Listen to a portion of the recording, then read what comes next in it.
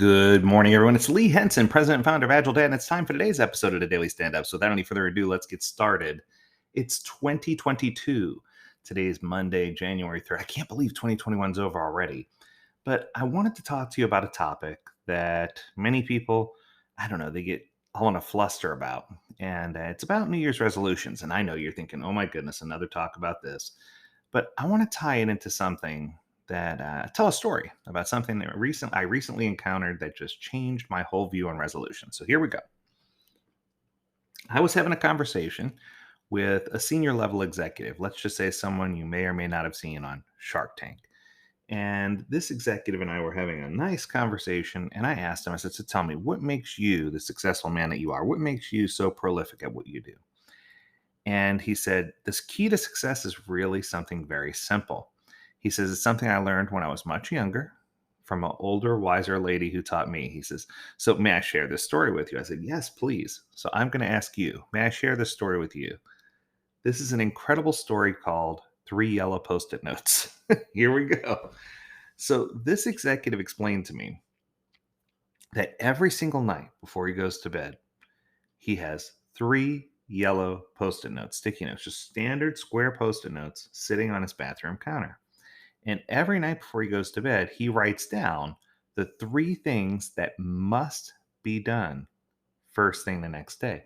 Now, what's interesting about this is he puts himself on a very strict set of rules.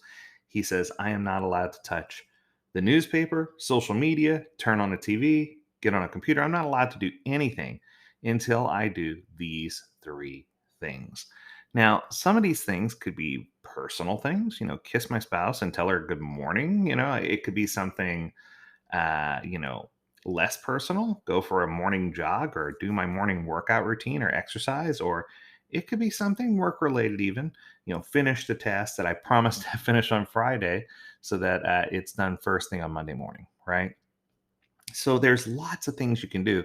But he said the key is to be diligent in finishing those three things and to make certain that you clearly identify three new things every single evening. And I thought to myself, that sounds too simple. But then the more I thought about it, the more it made sense because the art of it working is in its simplicity. So I'm going to say that one more time. The art of this working is in its simplicity, right? Because eventually you're going to get to the point where you feel like you've run out of things to put on your post it notes. And at that point, you have to start being creative and you have to start using ingenuity to get these three post it notes written so that you have this focus that you've never had before. So, this exercise of creating three post it notes starts out really easy because we all have things we need to get done. But over time, it becomes more and more challenging as you get those things done. And at times when it becomes challenging, that's when you learn to really dedicate all of your attention and focus to the task at hand. So, my challenge to you is to take a step back and try to adopt this principle or practice in your life so that you can be more focused, so that you can gain that clarity that you need, and so that you can just have a better way of doing things. Now, next question, of course, is how does this tie back to Agile? Well, if you ask, I really do believe that this is the original intent of the daily stand up meeting. Now, I realize it wasn't ever called out, and I know Ken never said this. I want to be clear. This is the gospel according to Lee. This is or Agile Dad. This is not something that's written in a book. But I sincerely feel like when the Daily Scrum was created, it was created in such a way that it would help us to hyper focus on the things that needed to be done that day so that we can make sure we weren't trying to commit to doing 100 things, but that we could stay dedicated and focused to the things at hand. And it would increase our accountability and our ability to get things done. Because if we put off everything else to finish the things that we committed to do, it would help us gain that laser focus. And now I have people saying, that makes sense. So I guess what I'm trying to say is that this principle that came from traditional project management, as in PMP, as in the waterfall framework, that practice has carried over not only into Agile and into Scrum specifically, but has carried over into the success of our lives. I mean, everyone from Dale Carnegie to Stephen Covey to you name it has at one point or another said that if you're going to set a goal, write it down. And if you write down your goals, your ability to achieve that goal is going to be much higher.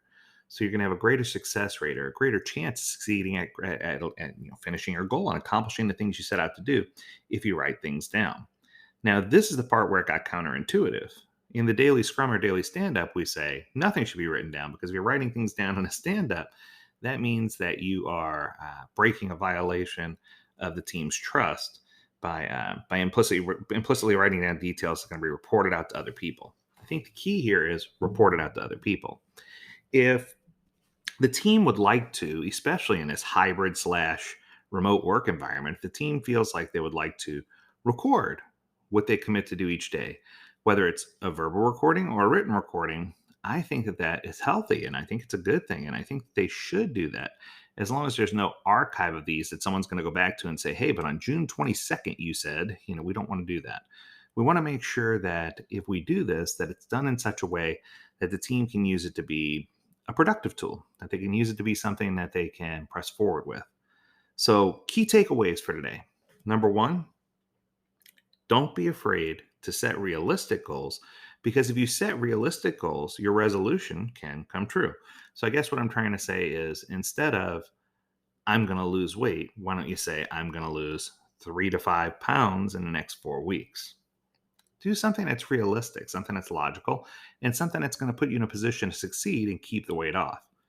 Number two, try to identify 3 things every day that you can do. And if you struggle with this, that's a good thing because that means that you have more opportunity to be innovative or to look for areas of service or things that you can do to help make the world a better place.